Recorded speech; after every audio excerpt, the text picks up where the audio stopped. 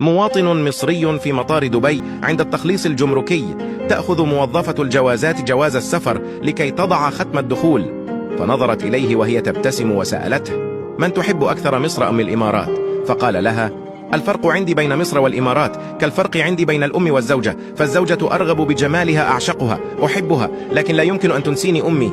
الأم لا أختارها ولكن أجد نفسي ملكها، لا أرتاح إلا في حضنها، ولا أبكي إلا على صدرها، أرجو من الله ألا أموت إلا على تراب تحت قدميها.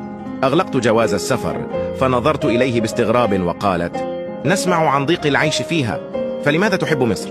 قال: تقصدين أمي؟ فابتسمت وقالت: فلتكن أمك. فقال: قد لا تملك أمي ثمن الدواء ولا أجر الطبيب، لكن حنان حضنها وهي تضمني ولهفة قلبها حين أكون بين يديها تشفيني. قالت: صف لي مصر.